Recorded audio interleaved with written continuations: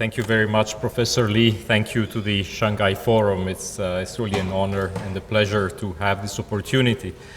I have to be very frank with you. It's my first time in China, and I have to speak about fiscal issues. And I do believe that the degree of institutional knowledge required to give specific advice in a Chinese context is quite high.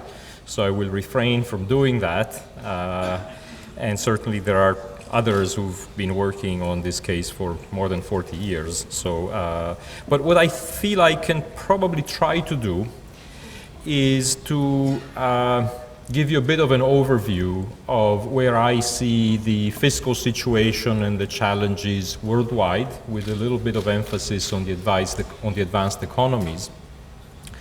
And try to think about where are the pressures, where are the risks, where are they greater, and also perhaps give you a little bit of food for thought, because some of the themes that come up in the other countries are actually quite relevant and exist also here.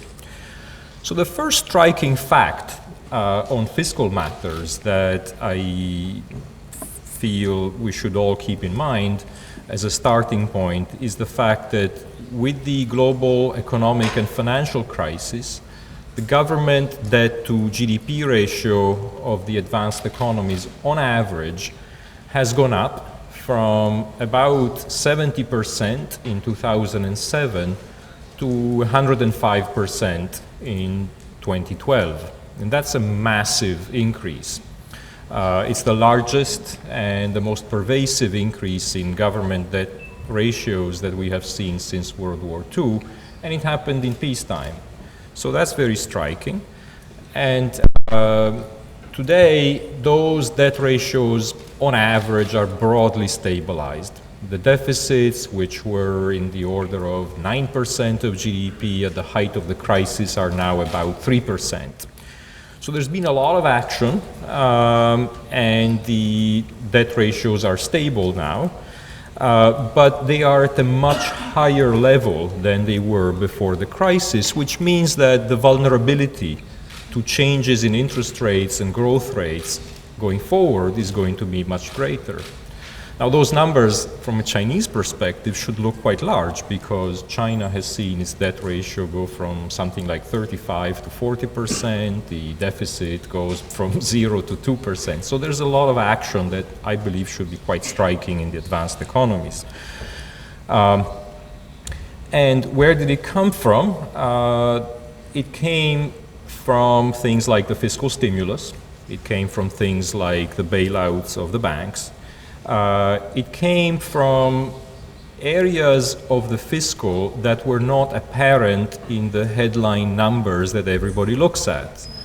I like to give the case of Portugal, a small country that had a low debt to GDP ratio before the crisis, less than 60%. And Portugal had a lot of state-owned enterprises that with the crisis started making losses. It had a lot of public-private partnerships where the government had provided guarantees that were not on budget. And within a few years, Portugal's debt ratio skyrocketed to more than 100%. So another theme that comes out from the crisis is the importance of these unseen, of these kind of hidden liabilities. Of course, the bulk of the increase came from the decline in revenues that is associated with the fall in output. And now we are in the situation where most advanced economies have had a level shift in output, and the growth rate seems to have picked up again, but we're not quite sure whether the trend growth rate will be the same as before the crisis or whether it's actually going to be a little bit lower. So what is my biggest worry at this point for the advanced economies? My biggest worry is that we may be in a situation where people are still thinking that we have a temporary decline in growth, and they're trying to fight that temporary decline in economic growth. And you hear a lot of talk about perhaps still going for further fiscal stimulus. And historically, what we have documented in a study called The Modern History of Fiscal Prudence and Profligacy. Historically, what you notice is that many times policymakers fail to see that the economic growth rate has actually declined on a permanent basis. The most striking example is Japan in the 70s, and then with the collapse of the asset price bubble. In both of those situations, the trend growth rate declined and the Japanese debt ratio skyrocketed. And that's very visible in the data. So my big worry is that we may be doing the same thing now in the advanced economies. I don't think that's a major concern for China, but the point that I will make is, of course, that growth is a major determinant historically of what happens to the debt to GDP ratio. I'm also quite sensitive to the possibility of changes in interest rates. In my own country, in Italy, or in other countries in Europe, we've seen cases where the interest rate goes up abruptly, and that tends to feed into a debt deficit spiral through higher interest costs. So again, with high debt ratios, there are these vulnerabilities that we need to be mindful of. The other big vulnerability in the fiscal in the advanced economies, but now also in several emerging economies, is of course the pressures on expenditures that are coming from the aging of the population. So obligations that are coming from pensions, from healthcare. And in that context, the pressures vary enormously across countries. While the actual aging of the population in advanced economies is fairly similar across countries, the types of reforms that have already been undertaken are quite different. And they range from, at one extreme, countries such as the United States and the Netherlands, where we know that unless reforms are undertaken, spending will continue rising very strongly, all the way to countries such as Italy and some of the other southern European countries where a lot of those reforms have already been undertaken, and therefore the pressures from aging are already under control. So just looking at the headline debt numbers sometimes is not the whole story. How have these countries taken care of their aging pressures? Here I will only highlight the importance of raising the retirement age, which has had a major impact on the pensions profile of some of these countries. And that's, of course, something that is being looked at also in the case of China. The other major challenge for the advanced economies, but here even more for the emerging markets, is in the provision of infrastructure. We've heard a lot of discussion about the need for reversing the previous cuts in infrastructure investment in the advanced economies, and certainly that's important. In fact, I certainly think that we should, in the advanced economies, go for more infrastructure investment. But the needs there are frankly nothing by comparison to what we estimate to be the needs in the emerging economies. And of course, everybody knows this. But here I would like to provide some numbers because we have done research on this issue.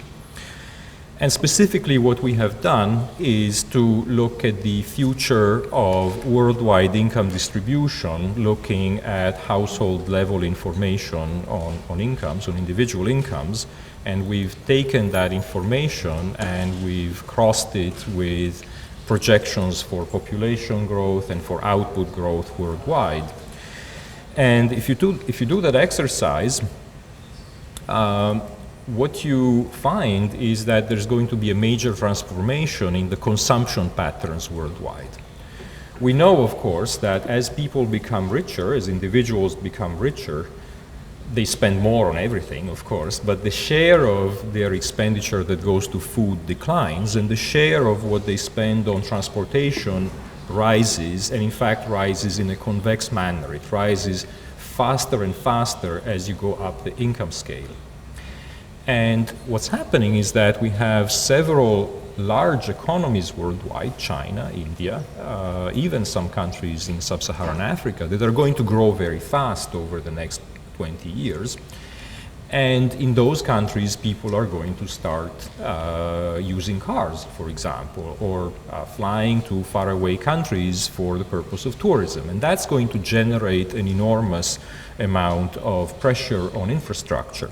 So let me give you some numbers here.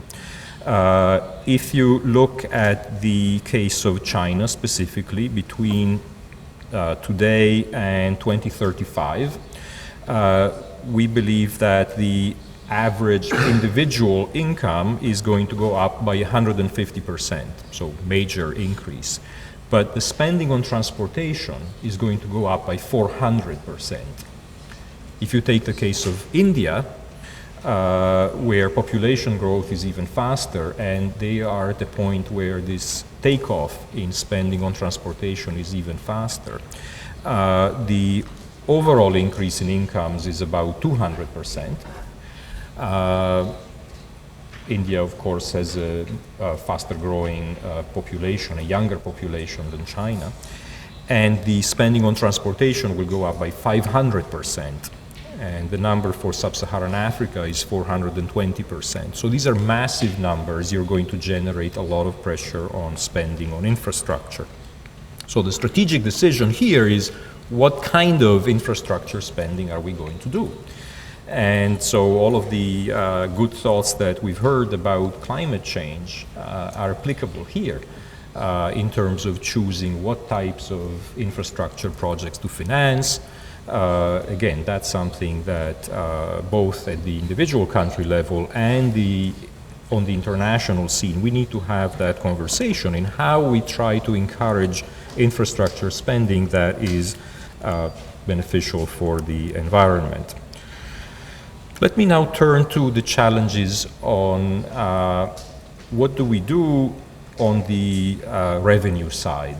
We talked a bit about expenditure, but how about revenues? What types of taxes are we going to use? I think worldwide, there's evidence that both from the perspective of fostering economic growth and for the purpose of improving income inequality, we need to move toward, in relative terms, more taxation of property and less taxation of labor. And certainly this is the case for the advanced economies, which don't tax property sufficiently, and where there are needs to create jobs. So reducing social security taxes is a very good place to start. Some of those themes are actually applicable to the case of China, I would argue.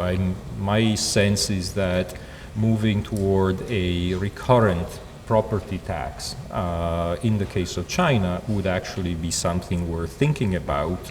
And certainly the taxation of social security for the purpose, social security contributions, could be made much more progressive. My understanding, my limited understanding, is that at the moment it's quite flat, and it could be made more progressive for China as well.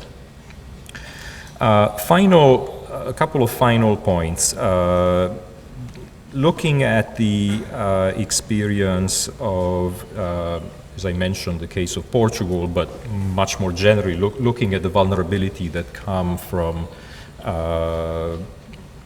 things like state-owned enterprises or public-private partnerships, basically everything that doesn't show up in the headline fiscal numbers. It's very important to develop information systems that are available easily to government officials for them to have a global picture of what's going on the fiscal side. And my sense is that, turning to the specific case of China, my sense is that a lot of the information is available. More could be available, and this is common to many countries. Specifically, I believe a lot of information is available on the non-financial SOEs. A good amount of information is also available on the financial firms. But I'm wondering, and this is really a question, I'm wondering whether that type of information is put in a single place for the purpose of making policymakers aware of all of the pressures that might come up if certain risks materialize. Similarly, at the level of the local governments, there are a lot of pressures there. There are a lot of schemes. I've heard about unoccupied housing and schemes for the local governments to try and make it affordable for people to purchase new houses. The one thing I will say there is anything that you have a hard time explaining to your grandparents is something that very likely generates fiscal pressures down the road. Very last point, if I may, abuse of my time allocation. I've heard some discussion of supplementary budgets, and it is actually very useful for countries to be able to have a supplementary budget. But I would caution against making that a routine, because there are so many cases of countries that get into the habit of having a supplementary budget every year, and that has been a source of pressure in other countries. I will stop at this, and I very much look forward to the conversation that we'll have in a moment. Thank you again for the opportunity.